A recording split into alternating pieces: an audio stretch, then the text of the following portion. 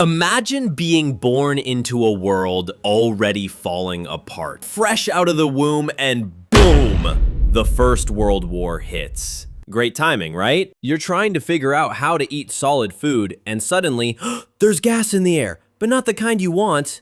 It's poison gas. Welcome to World War I, where the food and air are toxic, but so is the history. The good news is, you're probably not old enough to fight yet.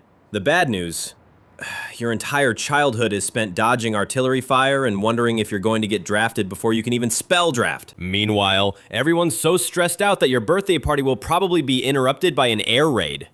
Hope you like cake crumbs in your gas mask. And speaking of gas masks, they'll be your best friend. Forget teddy bears. That face mask is your new bedtime buddy. Cute, huh?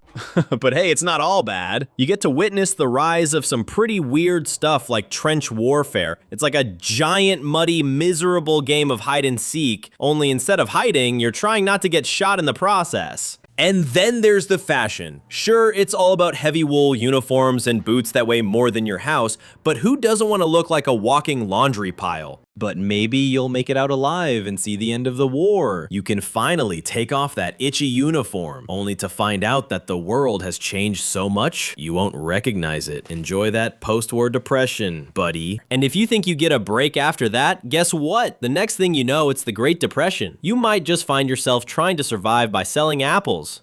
Guess you didn't have time to buy those fancy toys as a kid, huh? So if you were born during the First World War, here's a recap. You lived through explosions, gas masks, trench warfare, and maybe even a new fashionable form of suffering. But hey, at least you've got stories to tell, if you can remember them between all the explosions. So next time you think you've got it rough, remember, at least you're not dodging bombs and wondering if the world is just going to collapse on you. That's what they call vintage misery.